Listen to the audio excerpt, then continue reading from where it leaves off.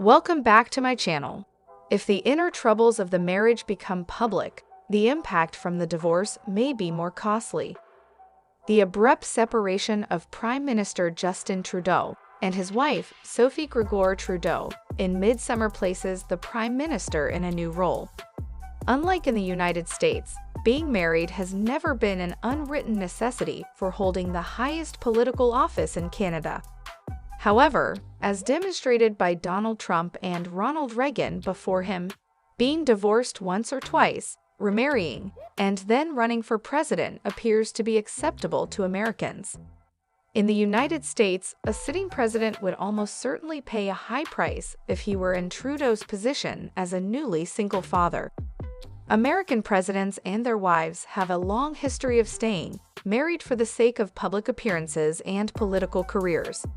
Several First Ladies struggled with their roles, most notably Pat Nixon and an often outwardly uninterested Melania Trump. Some of the differences between the two countries stem from the fact that presidents in the United States are elected by popular vote, whereas Canadian political leaders are chosen by a relatively small number of party members, and must then ensure the party gains a majority in the House of Commons to become Prime Minister. People vote for their party, not for the Prime Minister. In addition, the President of the United States is both the head of state and the head of government, whereas the Prime Minister of Canada is the head of government, but the British monarch is the ceremonial head of state. King Charles, the current king, is no stranger to marital problems, having split from Princess Diana, his wife and mother of two children, in 1993, divorced in 1996, and remarried in 2005. As the king spends the most of his time in the United Kingdom, the Governor-General is the monarch's representative in Canada, responsible for carrying out the king's constitutional obligations. Mary Simon, the current bearer of the job, is also divorced. As a result, Canadians are unlikely to notice the Trudeau split. Indeed, Trudeau's father, Pierre, famously divorced his wife and Justin's mother, Margaret Trudeau, while he was Prime Minister after several years of marriage. There was obviously concern within the Prime Minister's office at the time about the separation's public implications, and suggestions that it would actually make Canadians more sympathetic to the elder Trudeau. He divorced in 1977 and lost the election in 1979, but he was re-elected in 1980 and served for another 4 years while raising 3 small children as Canada's first and only single-father Prime Minister until this week. Prime Ministers who are not married. There have been bachelor Prime Ministers in Canada. For example, during his entire 21-year term in the first half of the 20th century, William Leon Mackenzie King was single. According to all accounts, he had no deep intimate relationships, but he routinely interacted with the deceased, including his mother, U.S. President Franklin D. Roosevelt, Leonardo da Vinci, and his pets. R.B. Bennett has likewise been a bachelor his entire life.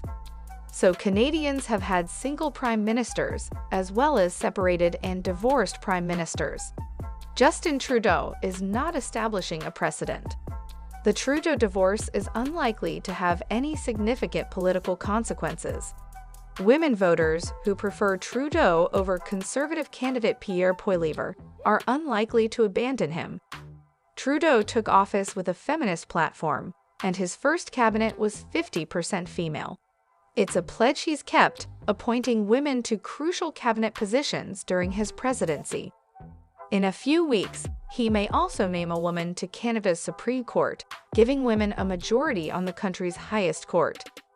Furthermore, Trudeau commands a formidable public relations machine that will very certainly guarantee that his children, as well as Grégoire Trudeau, are included in public appearances and activities. The devil is in the particulars.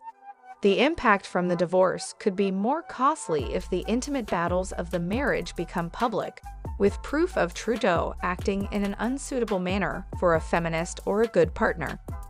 When the media revealed on his affair with one of his staff earlier this year, John Tory, the popular married mayor of Canada's largest city, who was elected 3 times, chose to stop his long political career. Assuming the role of a split parent will complicate Trudeau's life, Grégoire Trudeau took over much of the responsibility of raising their 3 children during Trudeau's stint as Prime Minister. She did not pursue a career other than that of a parent and spouse, as she could have. Children may now be divided more evenly, necessitating Trudeau's time allocation judgments. As a single father, Trudeau will undoubtedly want to devote more time to his children and any relationships he may choose to pursue.